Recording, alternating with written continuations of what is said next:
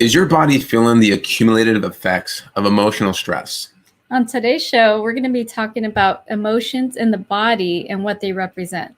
It's Awaken Your Spirit. Stay tuned.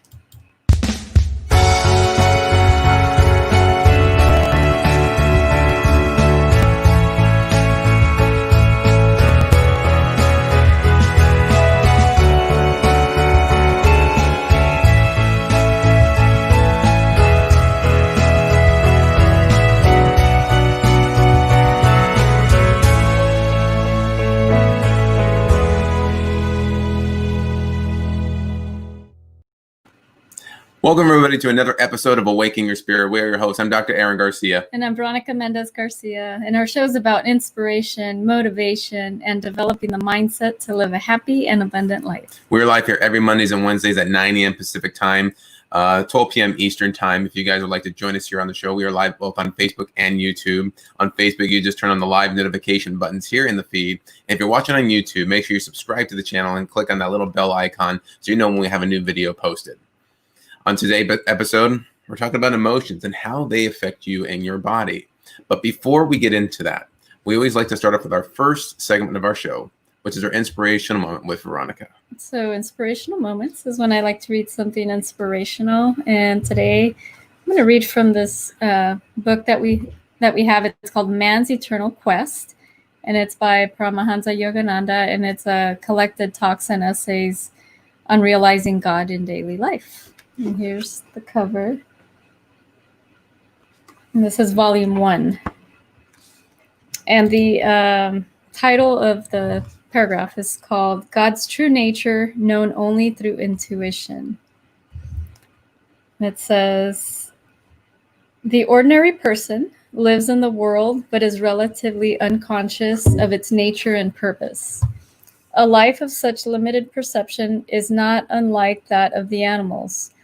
We used to have here at Mount Washington a goat that was invariably attracted to my voice. One day, while I was speaking in this chapel, the goat came trotting in and right on up the aisle to me. I am sure it didn't know what I was saying. It simply liked to hear my voice. But you come to these lectures not only to listen to the words, but also to feel the presence of God behind them. If you attune your consciousness with his consciousness and remain in that current of bliss, you will feel at one with him. Whatever understanding I have attained has been acquired by becoming attuned to God's consciousness within. This you too can accomplish. So Paramahansa Yogananda used to speak at the self-realization fellowship temples, and so he's talking about this goat that just came up to him and went up the aisle and during one of his talks. And so it's interesting how animals do feel other people's energy and vibration. So because he was so connected to source, the animal, like he said, didn't know what he was saying, but he liked the way it felt to be in his presence, and just the sound of his voice is what attracted him to him. It's very interesting how in tune animals can be when they can feel your energy, they can feel your presence. It's like they know when someone's really off that they don't like, or when someone that they really do like. And when animals are not feeling good, they show you, and then when they're feeling great, they show you as well. So there's nothing that animals can hide, and it's very interesting how they can do that. But also when people are feeling sadness or like a deep hurt, sometimes the animals will gravitate towards that person, knowing that they need comforting. So they're also there to comfort people. That's very interesting. Because we've done work in a group setting, and when we were going through a process with someone, as they were feeling, some emotions inside, there was a dog in the room, and the dog just gravitated towards them, almost like knowing that they needed to be comforted. Like just like pet me, moaning. It's very interesting how they sense that. They sense it, yeah. Like they know when you're sick. They know when other animals are sick too, and they want to be there next to them. Like they just know. There's a sense that they have. And they know when you're sad and all that. And what's interesting is we also can tune into that as well. We can feel other people's energy if you know how to tap into that. That part of us that we all have. It just needs to be developed. Yeah.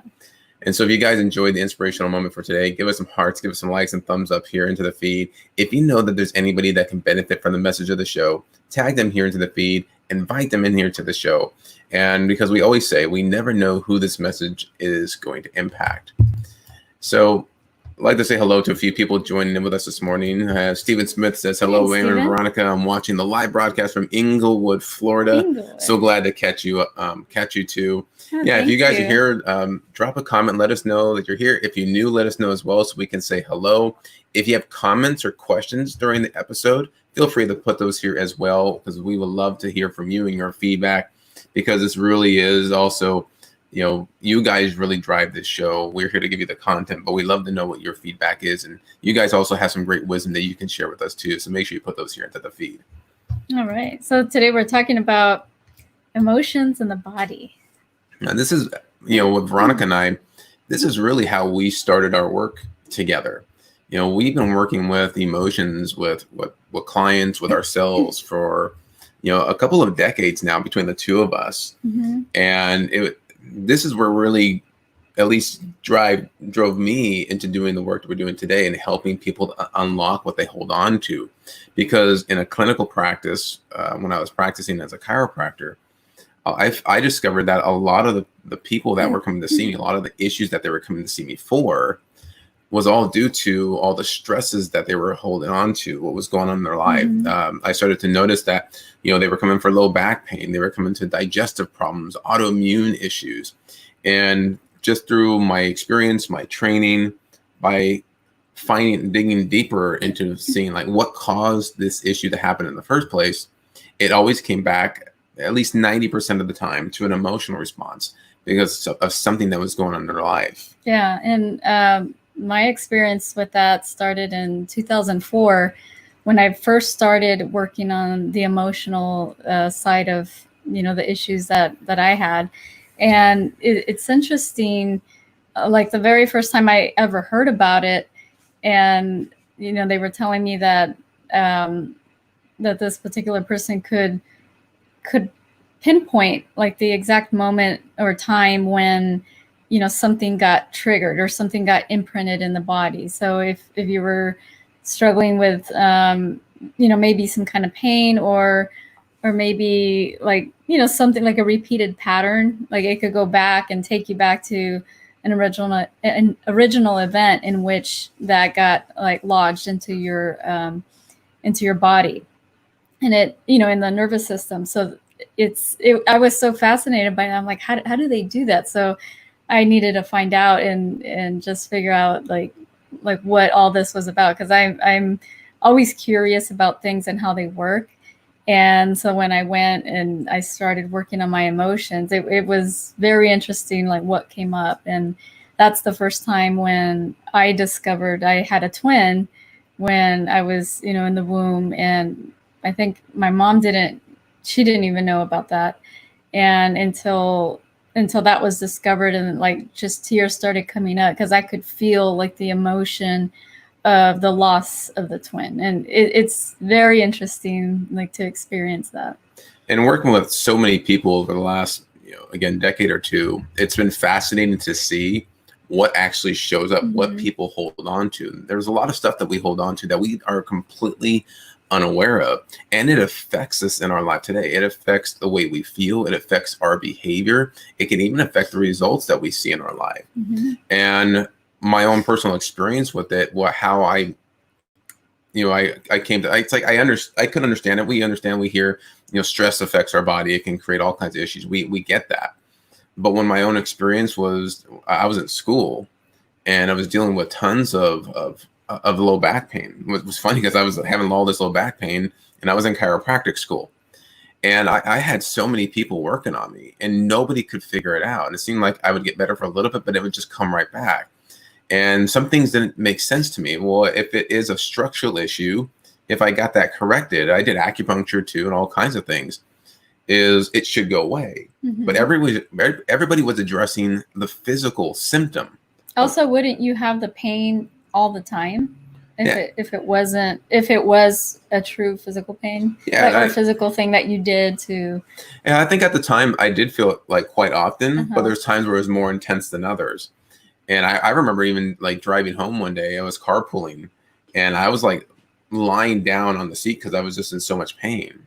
And I went to see a mentor of mine who taught me a lot what I know today. And it was the first time where he started to dig into some emotional concepts because it's stuff that he knew. And he opened up something within me that I had been holding on to for so long. You know, at this time that I went to see him, I was going through a, a split in a relationship. I was also going through board exams at school. So how stressful was that to make sure that I passed the grade? And it's like all that I was holding on to, it just started to accumulate. And my body started to respond because of that. And he opened something up, unlocked it. And I just tears started flooding out of my eyes. And I was like, I was there for at least a couple hours, just releasing stuff.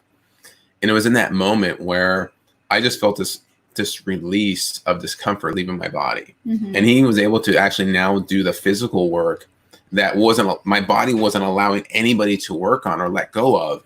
And when he released that, and he did an adjustment on me, on my pelvis, and it was like this euphoric wave of relief. And I just sat there for a while, just like, wow, I've been dealing with this for so long.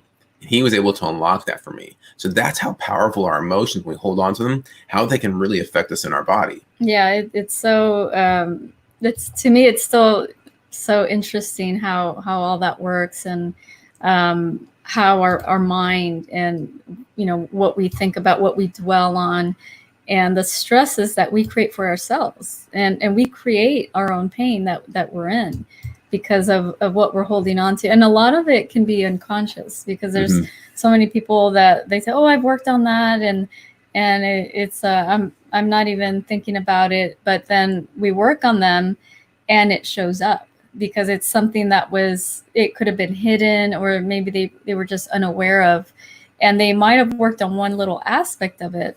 But the way it works is like there's so many different sides to one event. So you can have an issue that you worked on, and maybe there was different people involved. So you only worked on the issue with you and one person, but maybe you didn't deal with the issue with the other people that were there.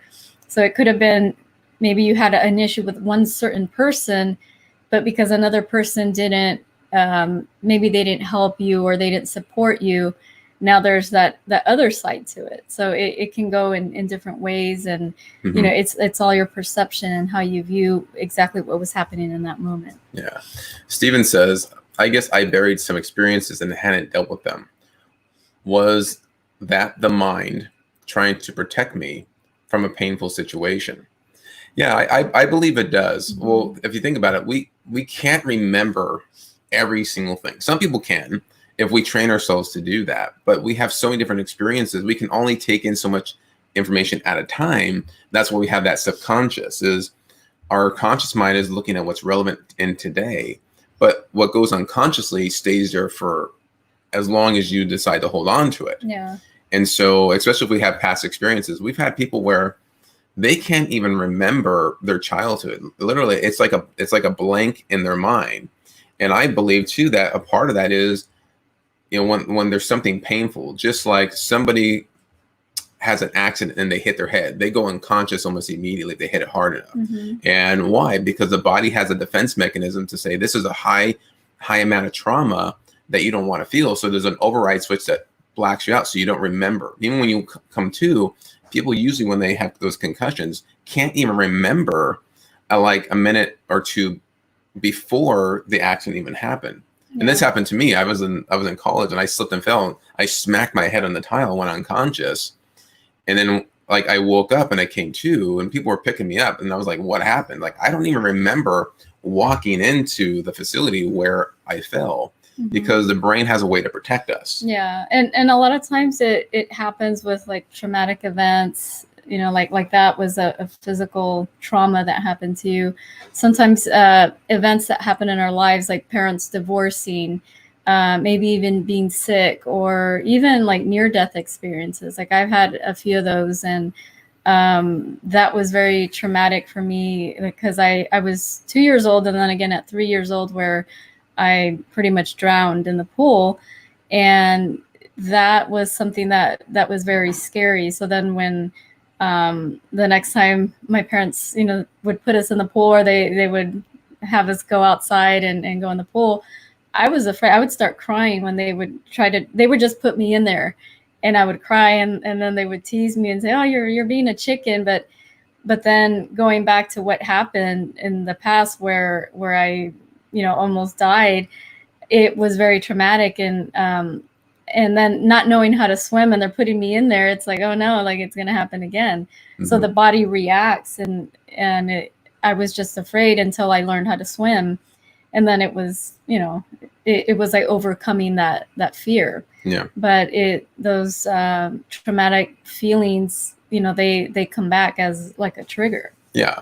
And so when we understand something, is our body is the emotional filter. So everything starts in thought. And then we have an emotion that attaches to that thought, and our body's going to respond to that. And because once you have a thought and there's an emotion to something, you're setting up a whole chemical reaction within your body. Think about when we're under stress, what happens? Our heart rate increases. You're releasing stress hormones like cortisol that puts you in that fight or flight response. And to some degree, that is an okay response, but left too high and too long can start to create now issues in the body. And even muscles and organs relate to certain things. I studied a lot of Eastern philosophy, and it was interesting to find how there's a lot of correlations and how there's different emotions that are related to different parts of the body and even organ systems. As an example, the liver. The liver is the seat of anger and resentment and frustration, depression, repressed emotions. So when you think of people that have a lot of liver issues, what tends to happen? Usually there's a lot of pent-up anger or depression that's going on within them. And there could be a lot of things that can associate with that and what they're trying to cover up. The colon, our intestines can relate to grief and loss. There was a gentleman that I met years ago when I was working at a hospital clinic, and he had developed a type of colon cancer.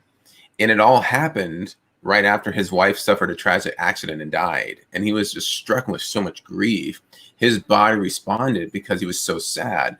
His body started to express it in a physical form. So again, our emotions can play a huge part. And depending on what the issue is, there's an emotion or something that might correlate to what's going on in your life that your body's trying to tell you. We just have to pay attention to it. Yeah. Also, like a lot of people that have cancer, there's a lot that they're holding on to, and it's just eating away at the inside. And, it's just interesting, when people have all that, or, there's people that have had like lung cancer, mm-hmm. and they never smoked a day in their life. And how does that happen when they say, lung cancer is caused by cigarettes and all this stuff? Yeah.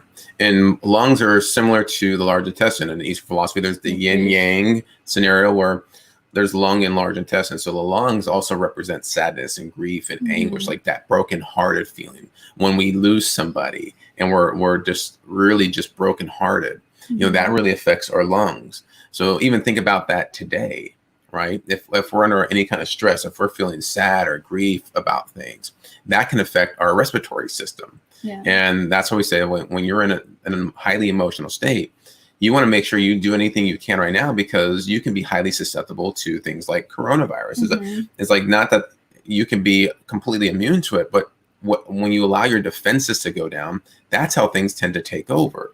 Because when you're constantly worried or you're in a state of stress, like Aaron said, that your immune system will drop, and you're susceptible to getting things, catching a cold, catching viruses and things like that. So that's why it's so important to deal with whatever stress you're going through, sooner than later, because the more you hang on to it, the more you're susceptible to other things, and also pains in the body. And why would you want to put yourself through that? Also, the mental suffering that you're experiencing by hanging on to that. And there's, so many different, techniques out there that can help you with that. And, we can help you release, whatever stress you're hanging on to. But it's very important to deal with it sooner than later. You don't want it to, turn into something that you don't want, in the future. Yeah, absolutely. And then when we hold on to things that, that's an energy emotion, like the emotion, it's energy and motion, and it's got to go somewhere. And it's okay to experience emotion. That's normal. A lot of us believe that it's been taught to us that it's not okay to show emotion. Yeah. I was like that my whole life, and I bottled everything up. And what I started to notice is my body started to feel that. And when I was able to release it, that it was like that weight that was lifted off of my shoulders. My body started to like balance itself out again. Usually when we work with people and they release stuff they've been holding on to, one of the first things they say is, I feel so much lighter. And it's interesting because they release so much energy. It's like they went through a heavy workout. They're exhausted. We've seen people sweat when they release emotion because it's energy. And they come back and they're like, oh, I haven't slept like this in so long. Because now that they're not in that fight or flight response all the time, their body's able to relax and they can recover. And think about that. If you're constantly in a state of stress or hypersympathetic mode all the time, you're trying to sleep when your body's recovering. You're experiencing insomnia. You can't sleep. Even if you sleep, it doesn't feel restful and you're exhausted in the morning. That drains your whole entire system, and then your body starts to break down because of that. All because of a thought process or an emotion that's been going on and you've been dwelling on that may have stemmed from way back. You think it might be happening, something that's going on today, but it could just be a triggering mechanism of something that happened to you probably when you were younger. We've even taken people back into the womb. Some people even past life stuff. That's been very fascinating for us to see. Yeah. It's very interesting when it goes back that far, because a lot of times we think, oh, it's everything that happened in this life, but not necessarily, because we've experienced stuff, emotions and just energy from past lives. And so that's where, some people are like, oh, that's a little weird, but it is what it is. And if you believe in that, it's fine, but it's really processing what you're feeling in this moment. And a lot of times also when we've taken people back to the womb, it's a lot of stuff that the mom was feeling in that moment, and then it carries on to the baby. And if the parents weren't getting along during that pregnancy, there's a lot of stress. So then the baby is going through, feeling all the stress and the tension between the parents. And when they're born, they can create a pattern. And maybe it could be like a relationship pattern. If it was something, that the parents were always fighting, and then they were born, and then watching them fight, and it's like, oh, okay, this is how, two people behave, and then they pick up habits and just emotions get stuck in the body. Yeah, and we will tend to relive certain scenarios. We attract these things by our emotions, and if we're talking about how we attract things into our life by law of attraction. It's the thoughts that we dwell on, that we focus on most of the time, but it's our emotions that amplify that thought. And then whatever we dwell on, we focus on most of the time, and we attach either a good emotion or a bad emotion to that. We will tend to see more of those experiences in our life. And again, as the body being the emotional filter, you're going to start to notice things always happening to you physically. Or, when people say, well, this is like the flu season, I always get sick. Well, that's a belief system. Why do you get sick? That's always one of the questions I always ask people, or at least I was always fascinated in. What causes this? There's always a cause. If you understand the law of cause and effect, that every effect has a cause and every cause has an effect. And so if you're dealing with something, what caused that? And if we're just trying to treat the symptom and sweep the dust under the rug, then you can actually start to perpetuate the problem and actually make things worse. If you're going to medicate, you can even do that with supplements as well if you don't really address the cause. And you'll notice there's a recurrence of the issue constantly. Like, why do we get sick? Why am I feeling pain in my body all the time? And you might relate it to, well, I did this and that's what caused it. But sometimes I find that what allowed you to be susceptible to that. And here's how we discover. How do we know if it is an emotion that's affecting us? Because it's not 100% of the time. Let me just make sure that there's some other factors that are involved. Diet, nutrition, there's physical issues that happen. But how do we know whether or not we're having an emotion? Well, one, we can pay attention to how we feel. You just notice, is there any stress going on in my life? Anything that I'm worried about or concerned about? The second thing would be, if you're feeling any like a physical pain of some sort, if sometimes when it's emotional pain, it comes and goes. Yeah. It can move around. It'll shift in the body. Yeah, it's like it's good at one point, but then it increases at other points. And it's like it's never the same. It can go from one place and move to the next. If it's constantly shifting around, that's usually either emotional or sometimes a biochemical or a nutritional issue. And that's what things we just have to learn to pay attention to. And our body's telling us we just have to watch and feel what's going on here. Yeah. Yeah. So it's like really having that awareness of how you're feeling. And like Aaron mentioned, if you're going through stress, it's more than likely, something like that. But sometimes stress can be perceived in a different way, because we've asked people before, like, are you going through any stress? And they're like, no.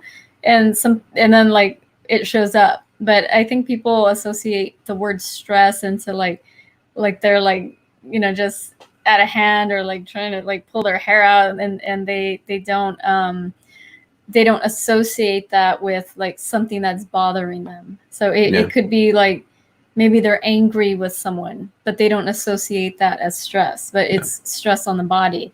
Or maybe they're feeling sadness or something like that, but worried or concerned about something. Yeah, and they don't really think that it's considered a stress. But those are different types of stresses, and there's different levels of stress. Yeah. So when we're talking about stress for people, we want to know: are they hanging on to any emotions? Are they upset about anything? Have they been scared? Are they feeling sad or depressed about anything?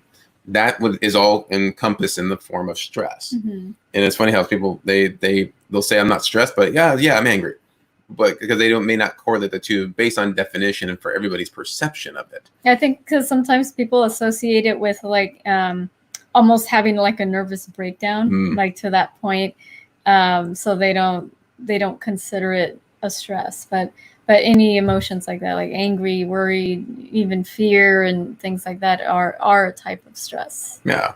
And so it's interesting when we're talking about our emotions in our body. If the body is the emotional filter, everything will have a correlation to it. And you just have to pay attention to it. And this is something that we discovered through study of, when we started to look at how each body represents something. And we started to talk about this with the people that we were working with, our clients and patients. A lot of it was pretty spot on, because people would confirm what we were asking them. And so if we kind of start from the top down, like our neck, when people have a lot of neck discomfort and neck pain, your stiff neck, usually the neck represents when we're not allowing ourselves to look at different parts of the situation. We're not seeing what else is there? Like, what are some other possibilities that I can do here in this situation? We're so focused on it can only be this way, and I'm unwilling to look at other solutions to this problem because you're so caught up in the emotion of it, you can't see other parts of the equation. Yeah. And so it's like we get stiff neck, we get neck stubbornness pain. And inflexibility. Like that's what the neck represents. No, it's got to be this way, and I'm not going to change my mind. That's what stiff neck represents. Our shoulders represent is like it's when you have shoulder issues, usually it's people not enjoying the experience of life. We're in this process of creation and doing things in our life. And as we go and move towards our goals, if we're not enjoying ourselves, a lot of people will tend to, create shoulder pain or shoulder problems. And what happens is when we feel the emotion, because you might be thinking, well, how does it affect my shoulder? From a physiological standpoint, we have a thought process and an emotion, and it creates some type of a stress on our nervous system. Yeah. And we have all kinds of chemical reactions going down. And if our nervous system is controlling everything from your heart rate, your digestion, to your muscle movement, well, muscles in our body also relate to different organ systems and different parts of our emotions. And so shoulders definitely relate to things like, our lungs and heart. There's a lot of muscles that are on the shoulder that relate to different organs. So it's all a network and a cascade of things that go on. But usually you'll see people have shoulder issues because they get muscle imbalances because their nervous system's thrown off. And overcompensation, eventually they lead to either they're prone to injury, or they have a lot of muscles that are off and other muscles that are tightening up, which create problems. And that's the shoulder represents that you make life a burden by your attitude. So it's just interesting, like all the correlations with that. And also like kidney stones people that have kidney stones. And sometimes you hear people getting not just one, but like several throughout the year or every other year. And they're lumps of undissolved anger. So it's because they're holding on to a lot of anger. They get things like that. Yeah, because in the state of anger, what happens? Your whole chemistry is getting thrown off, and your body has to learn how to adapt and respond to that. And it's doing that to protect you. So a kidney stone is there as a form of it's got to do something with all these toxins that are in the body. So we're going to turn these into these little balls. They're uncomfortable, but it's doing that because if it didn't, there could be more issues or more damage that could be created because of that. But it can be because we're holding on in anger. Kidneys also relate to fear. In life. Yeah, so it's very interesting. So if you're going through something or you're experiencing anything in the body, let us know what that is, and we can let you know what it represents, because we actually refer to this book that we have, and it's called You Can Heal Your Life, and it's by Louise Hay. And I love this book because whenever there's some things that show up and then we read what it's related to, it's pretty spot on. Yeah. This is the bigger I highly recommend this one. Yeah, Louise Hay, You Can Heal Your Life. And that's why when we started to use this reference, and we actually use it in a clinical setting, more than most of the time, it correlated very well, and it helped us to help the people that we were working with because of the issues that were happening in their body. We were able to find, okay, where else can we help? What is the cause of this? And when we treat the cause of things, the symptoms and all that tend to go away. Yeah. And so I mentioned cancer earlier, and cancer is deep hurt, long-standing resentment, deep secret or grief eating away at the self, carrying hatreds. What's the use? So that's like the probable cause of, most of the cancers. So Amelia is joining with us. Thank you for joining us, Amelia. Hi, the first time Amelia. I've seen her on the show, so glad to have you here. She wants to know lower left back pain. Left back pain. So let's talk about just the left side of the body to begin with. The left side represents the feminine part of us. It's the receiving. So if we have issues with receiving things, then our left side tends to be affected more than the right. Well, the right side of our body is more of the giving. So the giving part of us. So the left, lower left or lower part of the back, it says here fear of money, lack of financial support. Yeah. So I wonder if there's a correlation, or if you can relate to any of that. And I've had that one before. Yeah. Years ago, where it's like I wasn't doing anything.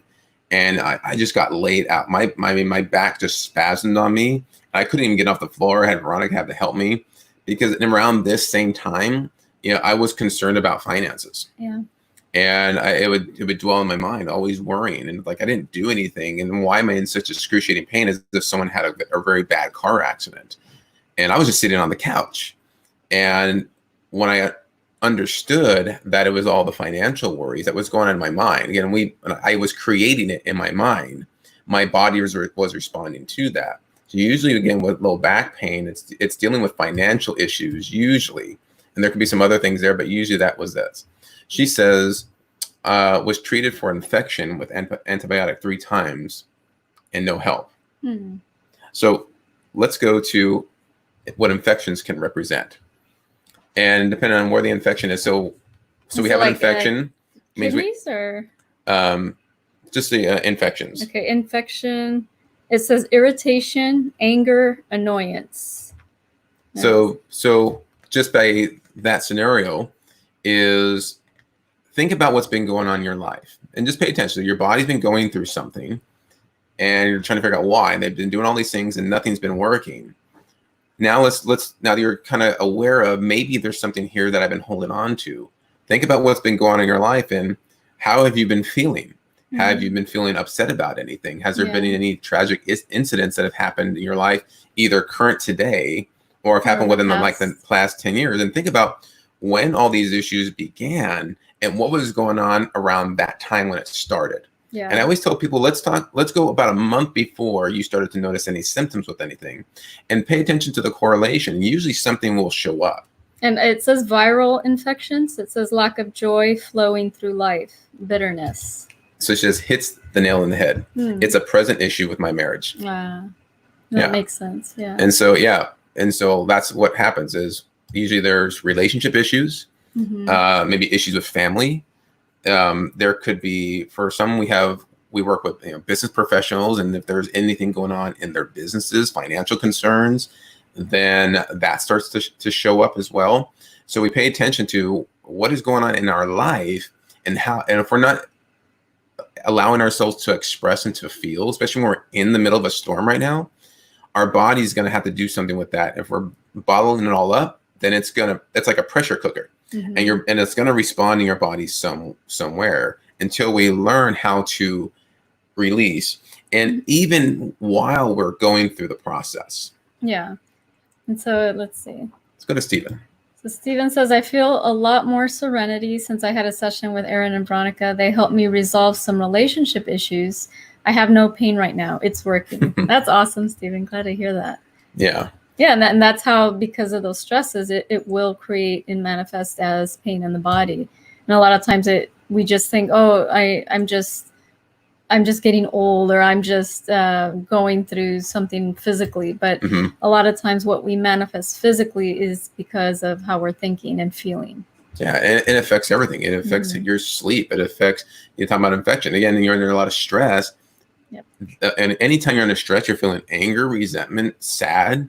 You're depressing your immune system dramatically, which leaves you open to infections. It affects your whole digestive system. You don't digest very well, and that leads all sorts of bacteria and yeast and fungus to develop because of that. We've seen people break out in hives and all kinds of stuff, skin irritations, because of, it's like we're holding on to all these emotions and we're not releasing them. They're poisonous. Yeah. And held long enough, the body has to learn how to release that poison, and it's going to affect us. So Amelia says, the past 2 years have been a struggle with alcohol and prescriptions. I am clean and sober now from substance. Fantastic. And so also, we look at behaviors too, is why, when we're doing things like that, if anybody's doing from over medications to alcohol, anything, we've even seen it where people might overwork themselves. They use, it's like success is or their work environment is like they just work without stopping. Yeah. Because what are we suppressing? What are we trying to, hide or push down? Because when the feeling starts to come up, it's uncomfortable, right? Yeah, it's usually trying to suppress something. It's usually like an emotion that doesn't feel good, and so people will drink or medicate to suppress those feelings, and because it hurts, because emotions are painful, and so they get suppressed through alcohol, sometimes drugs, prescription medication. And there is actually a thing here on alcoholism, and it says, what's the use? Feeling of futility, guilt, inadequacy, self-rejection. So if, a lot of people who have, issues with drinking, that could be one of them. Addictions. It says running from the self, fear, not knowing how to love the self. And, we talk about self-love on the show a lot, and it's a lot of times it's like we forget to love ourselves, or we don't know how to. So we're looking for things outside of us to help fill that gap of the love. But everything does start from within, from self-love. Because if you don't love yourself and how you feel about yourself, how are you to love somebody else? And otherwise there's going to be, always a struggle between maybe you and other people. Yeah. And it's not necessarily just like a personal relationship, but it could be also with family and friends and things like that. And usually, and if you've been dealing with a current issue right now, and we looked at this, especially in relationships, if there's challenge in the relationship, is because more than likely, and I'm just assuming, but let me know if I've also hit the nail on the head here, is something that you've been dealing with on the inside for such a long time. That's probably you've been carrying around since maybe childhood. Is, as I mentioned earlier, is how we think about ourselves and how we feel, how we perceive the world around us. Is we start to now attract like energy. And so what happens is you can start to attract people, like relationships, from a spouse to a significant other, and they are just a match to your energy, your vibration. And you find that, why am I unhappy? Because there's something that's still within you that's attracted that person, and they're there. And it's not a bad thing. It's there to teach you to learn something. If there's something that you're experiencing in your life that is unsatisfactory, there's something there to learn once you pay attention. What have I still not worked on within myself or healed within myself that's bringing these experiences to my life over and over again? Mm-hmm. And just out of curiosity, have you had issues with relationships in the past? And a lot of times it's like we can repeat patterns, because when the emotion's there, it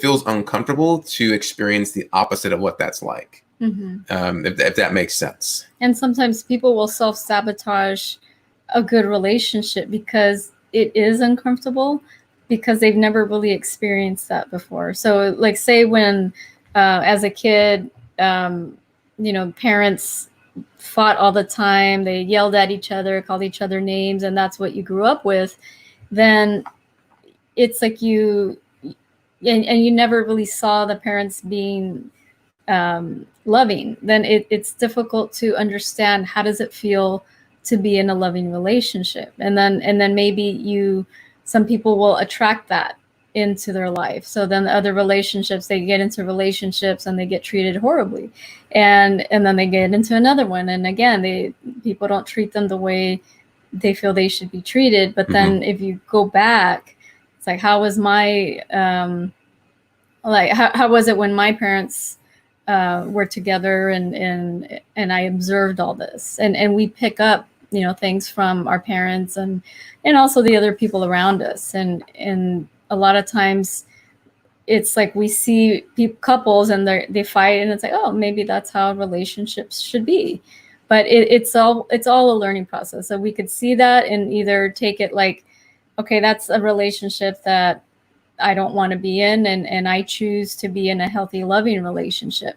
And it's just there to show you, to make a decision on what you want in your life. Yeah, and we work with people a lot in the relationship area. And we had one lady that came to us years ago, and I still remember this, and where she was getting triggered and having a lot of resentment, a lot of anger towards her husband. Mm-hmm. And she didn't understand why. And when we started to really identify what the true issue was, her husband was just a representation of something that she was holding on to. And it took her back to a lot of issues that she actually had with her father when she was younger. Well, we had to heal that part. Mm-hmm. And because the subconscious mind learns to associate.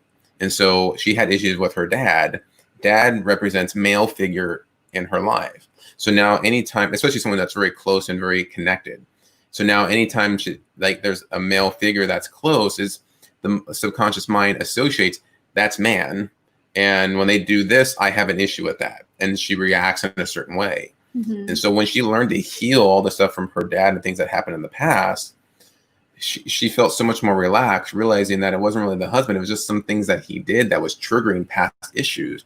She came back and said, like, my relationship with my husband is so much better because I'm not getting triggered by him like I used to. And he might have been not doing it intentionally.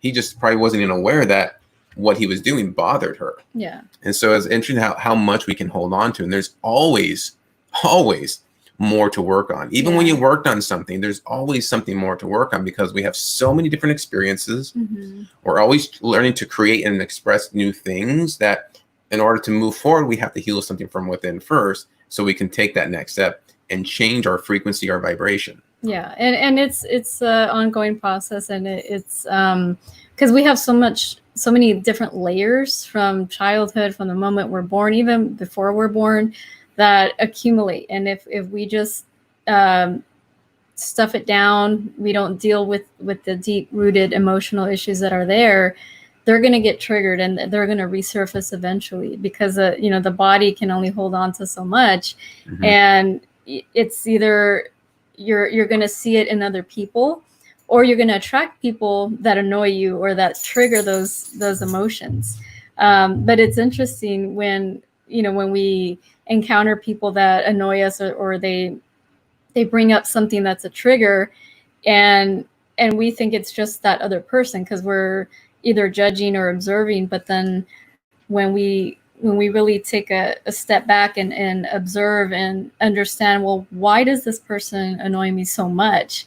There's really something within us that needs to be healed, and maybe it's that time to deal with it and heal that, because it's like they're showing us like, okay, I have something within me that is bringing up these emotions, and otherwise we wouldn't get triggered by people doing something. And sometimes there's little insignificant things that people are like, why would they get mad about that? Yeah. And it always goes back to something. And that's one scenario too. And then since we're talking about a relationship, because we don't know all the details, is there are also certain times, just want to put it out there, that if it's a very unhealthy relationship. So, okay, based on the internal processes that we've been going through, we've attracted a certain person into our life. If that relationship is very unhealthy, so if there's abuse that's involved, from all kinds of things like that, then it's a thing of making the decision: is it safer for me? Do I need to leave this relationship?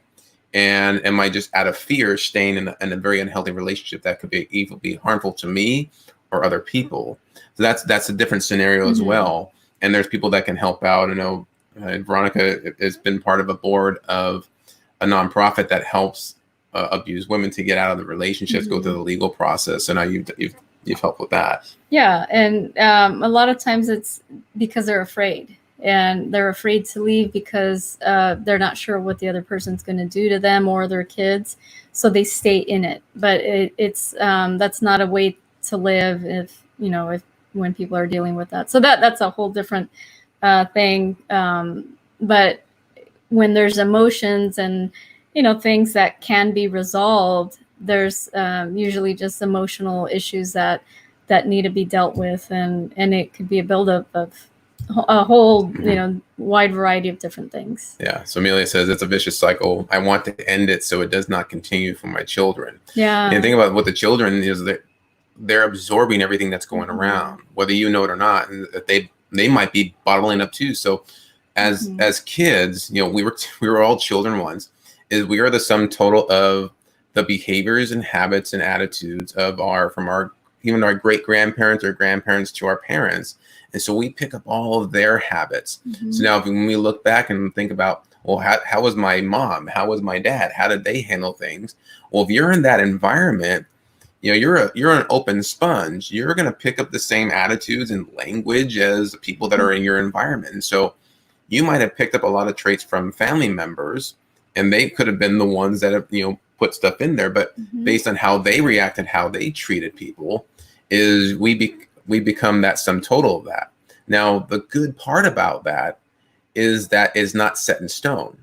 You can change that once you become aware that it's just a programming that was there, and we can always change the program, and there's always room to heal. Yeah. And she says, you're both describing my life right now. Wow. Yeah. Because it's not just you, but it's a lot of people out there. And we've just come to know that we all have our own personal experiences. We all perceive the world differently, but we go through similar contrasts based on environments and patterns that we've seen happen within people because of things they hold on to. Yeah. And also with parents, it's like we can either become our parents and kind of follow in exactly what their footsteps and how they were in a relationship, or we can observe that and learn from it and say like, okay, that's not a relationship that I want to have, and then go the opposite direction. So it could go, both ways. You can either follow it or, move away from it. So it's just interesting what we pick up, and it's our perception of things and how we internalize everything, because you can have a family with 4 kids, and all the kids are going to interpret what's going on differently, and they're going to see what's going on through their own lens and react or behave in certain in different ways. Like they don't all act the same, and they act differently. So maybe by observing something, they could have taken it as a learning lesson, where the other one became whatever they saw. And if you have siblings, observe them, because they grew up in the same environment, and look at their habits and their patterns. And are they having any physical issues that show up that keep recurring similar to that? Because they're probably going to have their own experience, and they're just going to interpret it differently than you do. But that's how our body will tell us. The body's like that, like the check engine light in the car. When something's off in the engine, your check engine, your dash is going to show you, hey, something's wrong. This needs maintenance. It doesn't fix it for you. It's still going to be there until you take it in to get it looked at. And when you become aware of it, it's like, and just pay attention right now. I'm speaking to you, Amelia, there's like a lot of ahas I can feel that's going on with you right now. Like, oh my gosh. And you're going to see like, this happened. That, like, you're going to start to see like a timeline of the events and patterns that have shown up. And I'm not sure, but if you start to notice that there's emotion coming up as we're even talking about this, that's what you're holding on to. And if you feel that, that is great. Because if that emotion's there, we want you to release that. And how do you do that? Just if you're in a safe environment right now, and just allow it to come out. And what we want you to do, we want you to breathe through that and just let it, just flush it all out of your system until you can't do it anymore. Yeah, allow yourself to cry. If tears want to come out, just allow it to flow. Because if you try to suppress it, you're only doing yourself harm by doing that, because then your body chemistry is changing and you're just holding on to that emotion. But allow yourself to release it, and like Aaron said, breathe through it. And it's okay. Yeah. Tell yourself it's okay for me to release this right now. And again, if you're not in a very comfortable place to do that, then maybe find another time where you can go in a quiet place by yourself where no one's watching, no one's looking, just you, and allow yourself to release what's going on. Just flush your system out, and you focus on breathing. That is the key thing. And you just go as much as you can until like you got all that energy out. You might feel exhausted afterwards, but you'll find is when you have your chance to let it all go, you're gonna feel just like that sense of like like relaxed. Yeah. It may not all be gone, but at least when you're feeling it, don't stuff that in there. Let's get that out of your system, because it's gonna create more issues if you bottle it up. Yeah. So it's so important to allow yourself to let go. And I'm assuming, yes, they are referring to the siblings. I think that if she has siblings, they also might be experiencing some issues as well. If I got that correct, because we've been talking about if you're feeling anything. But if you're feeling anything, allow it to come out. Pick your time to do that. Sometimes we do that. Veronica and I, we're always working on stuff. Yes, stuff shows up for us because we're human. We're all, it's like we say we're a spirit experiencing a human experience, and that human experience has emotions. And that is really our connection to our soul, that spirit that's within us. And we can learn to tap into our emotions and what they're trying to tell us. They're a guidance system, and they're a good thing. We need to have those emotions there to let us know what direction we should go in, so we can discover happiness, joy, love. And Amelia says, I believe she says, the tears and emotions. Yeah. So that's what was coming up for her. So that's a good thing, that it brings up that. So allow yourself to just feel what you're feeling and just breathe through it. Yeah. Just think about all the stuff that's been bothering you. If you do one thing at a time, sometimes it might hit like a floodgate all at once. And a lot of times when it unlocks, you can't control it. And that's a good thing. That's usually when we're helping people, is we'll identify what the issue is. And a lot of times they're completely unaware of this, and they're thinking that it's one issue, and we find it's this. And when we lock the right words and the right phrasing and the issue that shows up for them, it's like they can't hold the emotions down. Their bodies just said, okay, you're going to release this. Yeah. And sometimes we experience that through just physical hands-on work with people. We don't do as much of the physical work anymore, but when we work with clients, we do everything through virtual, and it's just having a conversation and testing and identifying what they're holding on to. And then based on that is we can now start to begin to create. We can start to learn can we create something better in our life. And that's what our work is all about, is teaching you how to create the life that you truly want. Yeah, because we all want happiness, and we want love, and by holding on to emotions for sometimes years. Like, it doesn't serve us at all. And it's the other person, if there's other people involved, and like, say you're angry at someone, like, they might not even have an idea that you're even angry with them. And we create our own suffering by holding on to all this. So the more we can let go, emotionally, and forgive, like, the more free we will be.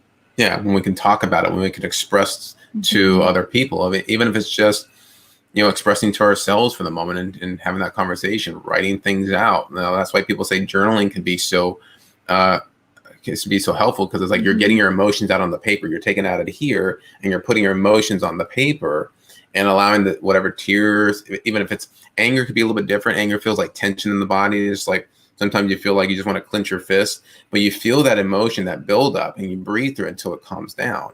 And that's just part of that process. But we have to identify what it is first. Yeah. That really is the key.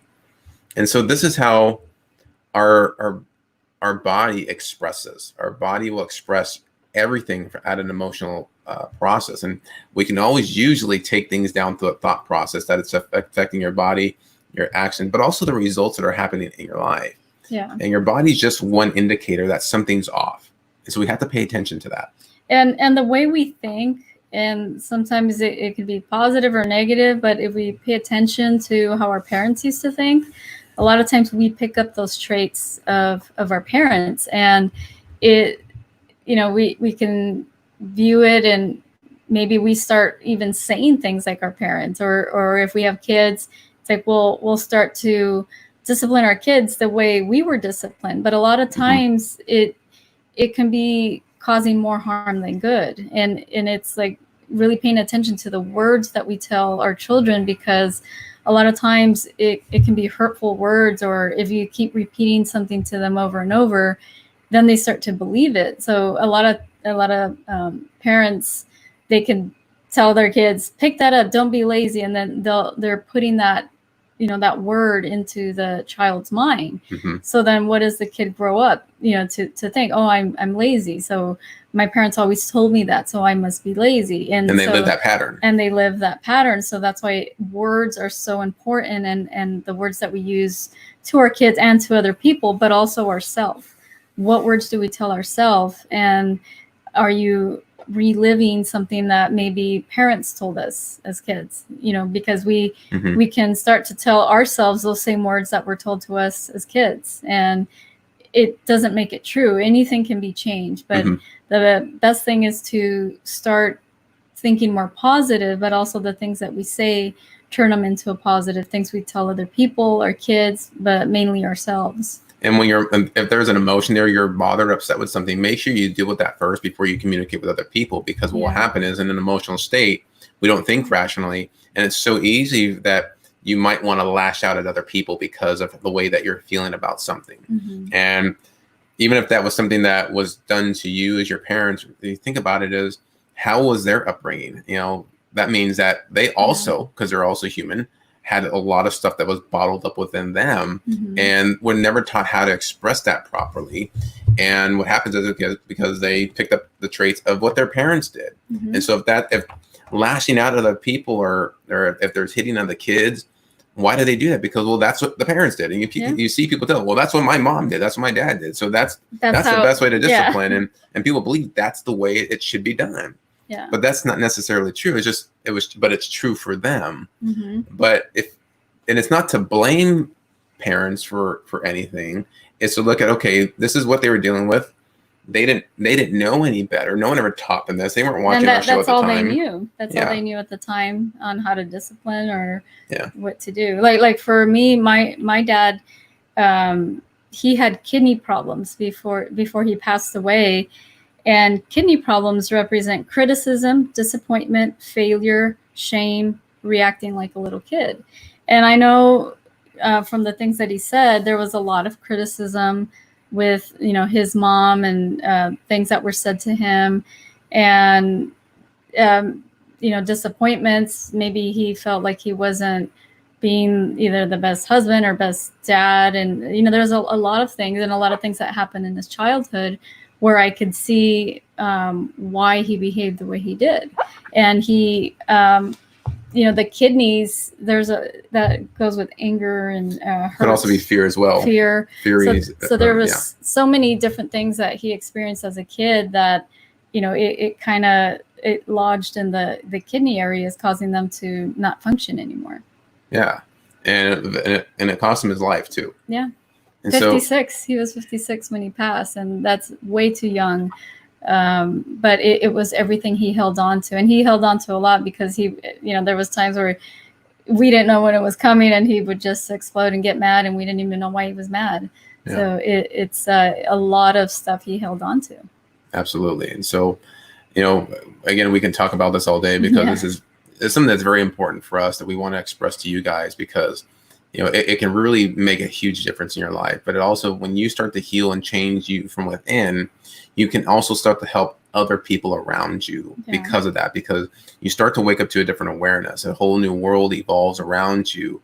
And we realize that, wow, what I was taught, what I've been doing before isn't necessarily true, or it doesn't work well this way. But if I can do this, it's okay for me to release. It's okay for me to heal.